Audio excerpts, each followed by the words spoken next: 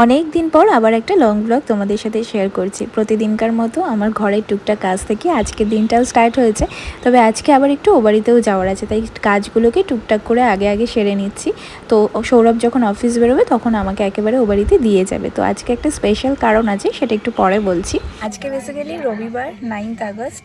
আজকে একটা খুব স্পেশাল ডে। আজকের দিনেই সৌরভের আশীর্বাদ হয়েছিল, তো দেখতে দেখতে 2 বছর কেটে গেল। আর আজকে হচ্ছে বম্মাদের বাড়িতে তোমার মুখে না সবসময় গৃহপ্রবেশটাই চলে আসে।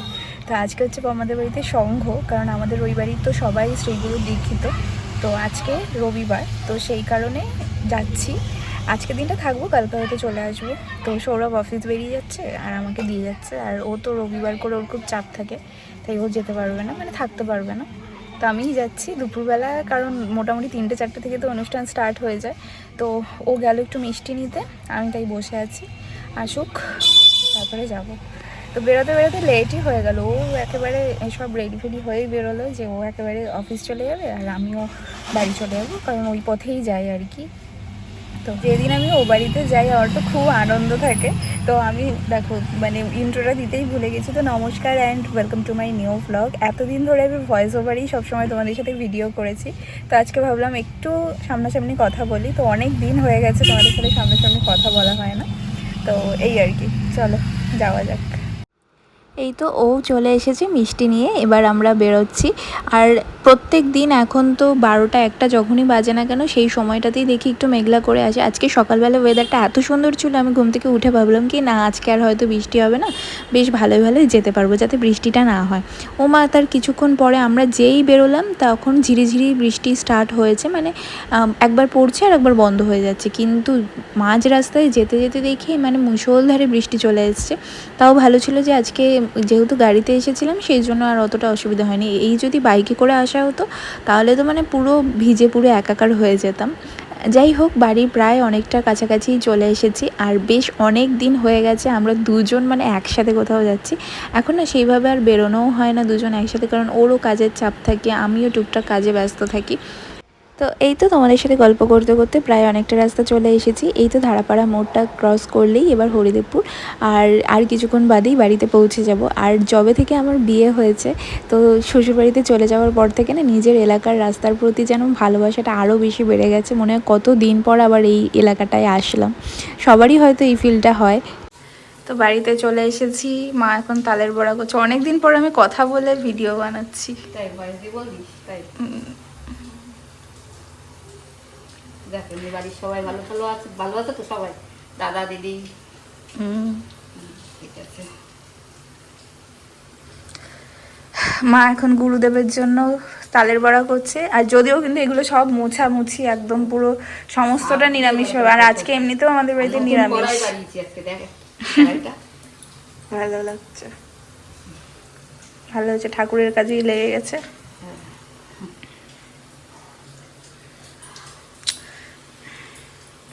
মায়ের তালের বড়া ভাজতে ভাজতে আমি একটা কথা তোমাদের সাথে শেয়ার করি। আসলে মা তো এখন একাই থাকে বেশিরভাগ, তাই মায়ের না এই রান্নার প্রতি ন্যাকটা আরও বেশি বেড়ে গেছে। আগেও রান্না করতো প্রচুর, সব সময়ই রান্না করে, মায়েরা তো এরকমই হয় বলো।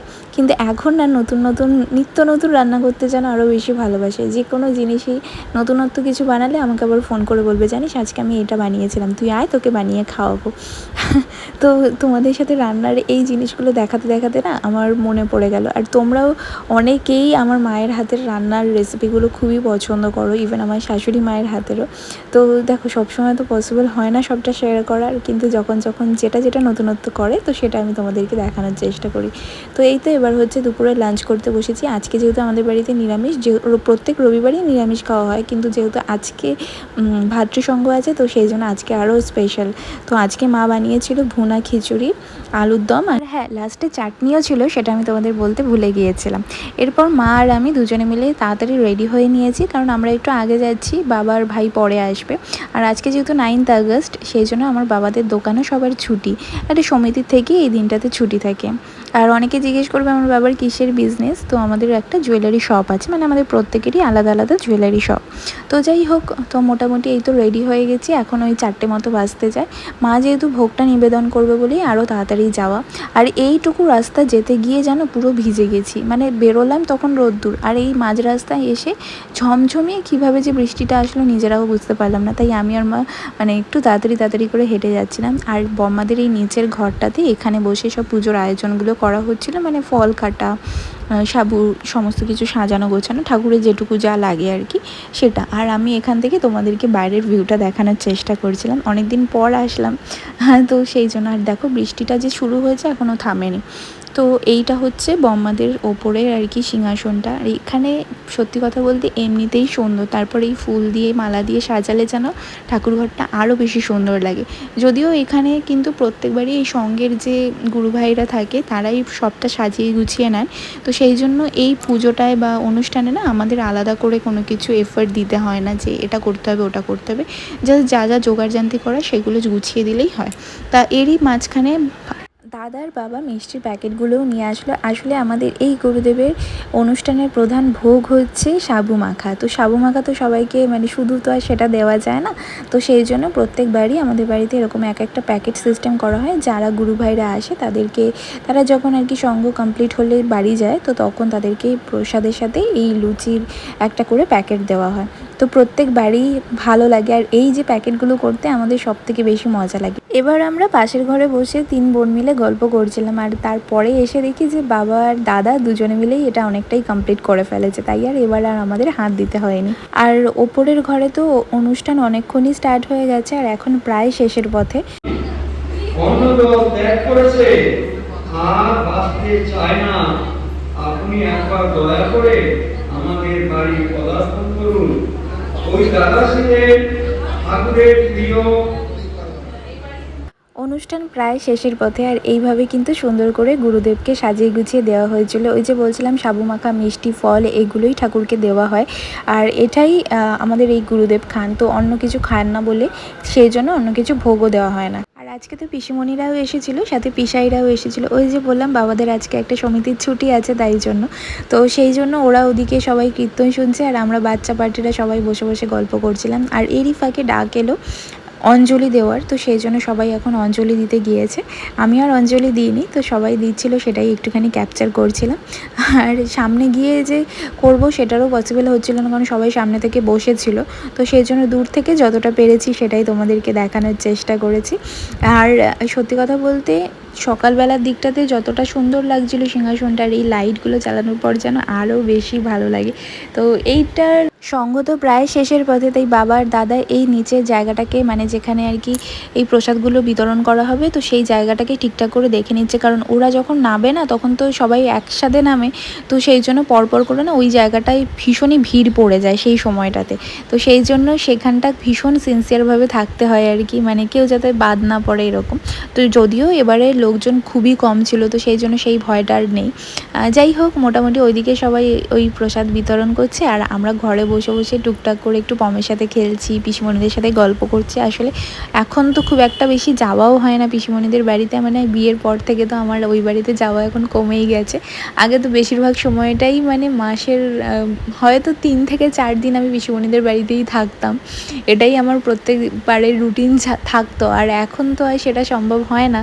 তো যাই হোক, বাবা আবার এর ফাঁকে দেখছি যে একটুখানি প্রদীপের তাপও নিয়ে এসছে, তো সেটাও আবার একটুখানি নিয়ে নিলাম সবাই মিলে। তো এখন সবাই বেরিয়ে যাচ্ছে। তো আজকে সব কিছু মিলিয়ে কিন্তু দিনটা বেশ ভালো কাটছে। আর সত্যি কথা বলতে নিজের ফ্যামিলির সাথে সময় কাটানোর থেকে ভালো আর কোনো জিনিস হয় না। আর আমি তো সবসময় ফ্যামিলি পার্সন, আর তোমরা আমাকে চেনো যে আমি সবসময় ফ্যামিলির সাথে থাকতেই পছন্দ করি, তো সেই জন্য যেন আরও বেশি ভালো লাগে। আর তখন শান্তি জল নিতে আসা হয়নি, তাই মা আবার সবাইকে এখন শান্তি জলটা ছিটিয়ে দিচ্ছে আর কি।